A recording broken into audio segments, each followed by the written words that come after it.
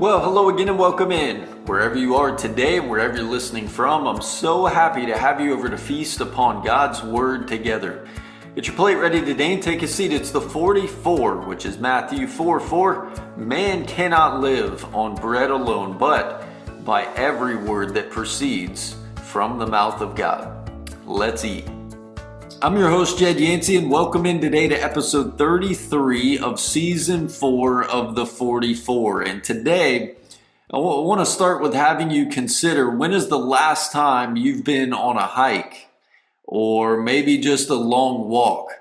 And that hike or that long walk felt a lot harder than you anticipated or expected. Maybe you thought it was going to be a gentle stroll, nice and easy, or just a quick walk or hike to enjoy the view and enjoy your surroundings. But a mile or so in, you realize, whoa, this is uphill and this is going to take a lot more effort than I have in me. Your calves are burning, your breathing gets heavier, the backpack suddenly feels like you've loaded it up with bricks. And what is it that you do inside of that moment? You see, some people start telling themselves, I can't do this. You start to have that self-talk about you. I can't do this. I'm turning around. I'm going back. Others start to look for ways or look for the excuse to stop. But others, especially if they're with friends, may start singing. Now, I'm not much of a mountain climber. I'm not much of a hiker myself. There's not many opportunities for that here in Florida that aren't just flat. But I've told you this story before, way back in season 1, in this episode called A Snipe Hunt in a Green Slide. I told you the story of me and my brother Bo being suckered into a snipe hunt when we were little. And I'm not going to hash out that whole story, but me being about 7 years old, Bo probably 9 or 10, we were left out in the middle of the woods by some older and meaner cousins. And we were left to find our way back. And I still remember that feeling of recognizing we had been duped into this, which was kind of whatever. That part wasn't, all that bad. But the part that was bad was the feeling that came over me and Bo about having to find our way back to the campground. Like, we must have walked in circles for hours in the dark, and I remember crying, and we finally came upon this green slide that we recognized from earlier in the day. And me and Bose, we got closer and closer to what was then home, which was our campground and campsite. We broke out in song. And I'm not sure why we sang the song we sung or why we chose it, but we started singing Dare to Stand Like Joshua. And I'll never forget the feeling like that song gave me inside of that moment, or any song we could have decided to sing for that matter. It was just so helpful in pushing us and pulling us forward and closer to home. It wasn't about having a perfect voice or hitting all the notes or even having all the lyrics right. It was about giving our heart and our mind to something else to focus on besides how tired we felt and how ready we were to be home. And that right there is exactly what the people of God had in the songs of Ascent. It is this small section in the middle of the Psalms that span Psalm 120 to Psalm 134, and each of them starts with a little note that says a song of ascents. And here is what that means. 3 times a year, faithful Israelites made the trip or the trek to Jerusalem for the Passover or the day of Pentecost, the Feast of Tabernacles. And Jerusalem wasn't just a central city. It was a high city that sat in the hills of Judea about 2,500 feet above sea level, which means that no matter which direction you were coming from, your trip is going to end with a climb. So just to imagine the scene here, the sun is hot on your neck, the road is dusty, the air is filled with the sound of sandals crunching along on the gravel. Kids are running ahead and laughing or probably more likely complaining and asking, are we there yet? Just like our kids do today. Maybe they're chasing each other around. Old friends are catching up and talking after months apart. You got merchants that are leading donkeys and they're loaded up with all kinds of supplies. And then someone begins to break out in song. Maybe it's a strong and clear voice from the front of the group and goes somewhat along the lines of this, for example, from Psalm 121. I lift up my eyes to the mountains. From where shall my help come? My help comes from the Lord, the Maker, who made heaven and earth. And right around this time, others join in, and there's this domino effect of singing as more and more join in and sing this. He will not allow your foot to slip. He who keeps you will not slumber. And soon you have the whole group and they're singing together as they make this trip and climb upwards. Behold, he who keeps Israel will neither sleep nor slumber. The Lord is your keeper. The Lord is your shade on your right hand. The sun will not smite you by day, nor the moon by night. The Lord will protect you from all evil. He will keep your soul. The Lord will guard your going out and your coming in from this time forth and forever. That's one of the songs of Ascent. A traveling song, a worship song for the road. And maybe it's helpful to think of these in terms of something we can relate to today. I mean, if you're like me, I have this set playlist for different occasions, and you probably do too. One to pump you up while you're at the gym, not that I go to the gym, but maybe a pretty chill playlist for when you just want some background noise in the house, or maybe it's a road trip playlist, like your go-to songs when you've got hours of driving ahead, or maybe it's a playlist for when you're out in the yard and you're mowing. But whatever the occasion, the thing is that playlists aren't just like random songs. They are intentional, and you choose them and you put them in that playlist for a moment. And while I can't remember why me and Bo broke out in song to Dare to Stand Like Joshua, I'm assuming it was the first one that came to our minds that felt victorious and felt accomplished and gave us a sense of rejuvenation in the moment. And whatever the intentional choice is for that moment, it prepares our hearts or our mood for something that is ahead. In the same way, God's people had playlists too. The one I just read to you, because I'm not going to sing today, was their playlist. Not sung by professionals, but by everyone. And so, and really trying to put myself in their moments, I started to think, man, why sing along the way? And it's pretty obvious, I think. Because the answer to that is the same reason you and I have playlists today. We want something to carry us into the moment ahead, fully prepared and ready. But there are a few other things I want to point out here about these songs of ascent. First is when we look at these psalms or songs of ascent, it prepared the heart for worship. And I think what's really incredible to think about is how they didn't just walk into Jerusalem unready and unprepared. They arrived singing. And by the time they got to Jerusalem, their minds and their hearts were already tuned in to God. Secondly, it was something they did that united the people. You had different tribes and different occupations, all from different hometowns, all going and traveling and trekking to the same place, singing the same lyrics to the same melody. Third, I think as I tried to sit down and read through all 15 of these and prep for today's 44, each one of these songs reminded them of God's track record. Some of the Psalms looked back, like Psalm 124, where they sang this: had it not been the Lord who was on our side, let Israel now say, had it not been the Lord who was on our side when men rose up against us, then they would have swallowed us alive when their anger was kindled against us. Then the waters would have engulfed us. The stream would have swept over our soul. then the raging waters would have swept over our soul.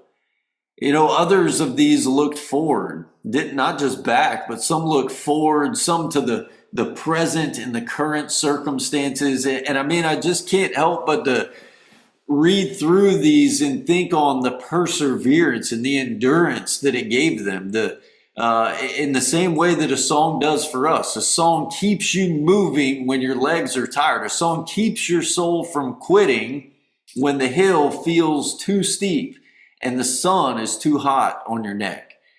And I think here today for your 44, this is where these songs of ascent get real for us. I mean, we aren't walking up the road to Jerusalem 3 times a year. We aren't climbing uphill in that way, but spiritually, we're all on a climb. We're all on this uphill climb. We all have seasons that feel uphill, challenges that wear us out, moments where the destination feels far off, days away, months away, years away. And just like them, we need a playlist. And while ours might not be psalms set to these ancient tunes, it could be worship music on your phone or scripture you've memorized or prayers that you repeat in the quiet. And so just in trying to borrow some of their wisdom in some of these moments and eat on some of these moments for them and settings for these songs of ascent, let me leave you with a few things to think about. And then I want to then read you a few of the hits or tracks from their ancient playlist. So number one, I think that as it applies to us, same with them, we need to let our playlist prepare us for worship.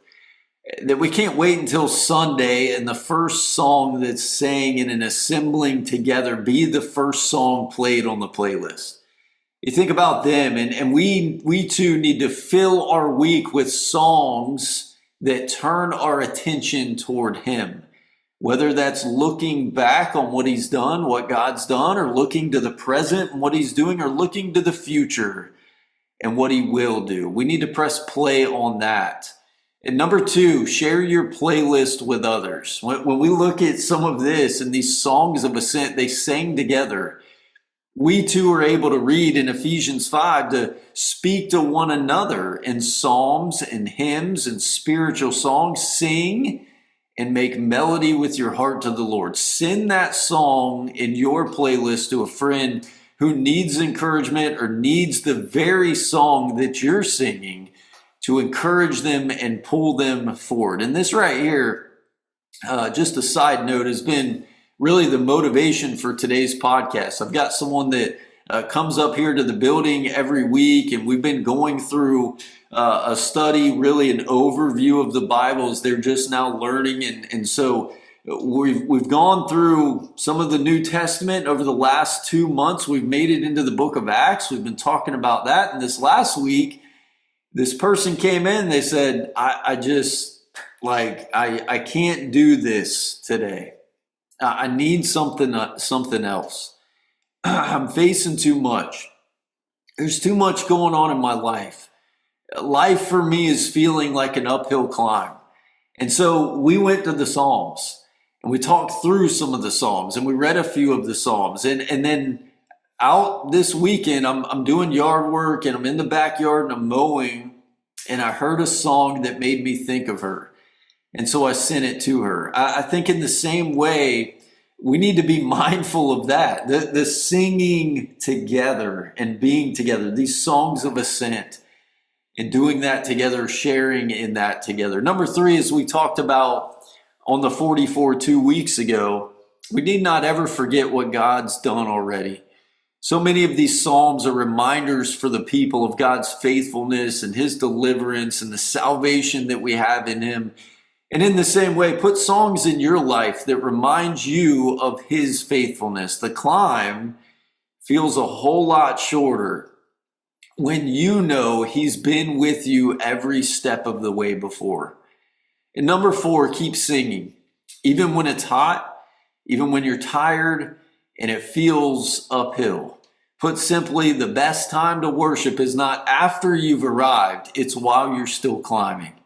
And I have zero doubts about the awe that we will all be in one day when we've arrived home and sing the hymn of heaven together. But until then, while it's hot and while it feels uphill at times and while we've not yet arrived, we still need to sing that hymn of heaven and allow it to continue to pull you and push you forward. Here as we close, I first off want to encourage you this week to just take a few minutes today or sometime this week and read through some of these Psalms of Ascent. But until then, let me press play on a few of my favorites.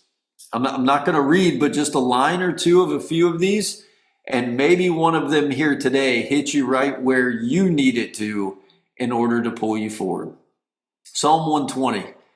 Maybe you're in a moment of desperation, press play on this, because this one doesn't start with hype and celebration and joy. It starts raw and it starts honest, and it reads this way. I call on the Lord in my distress, and he answers me.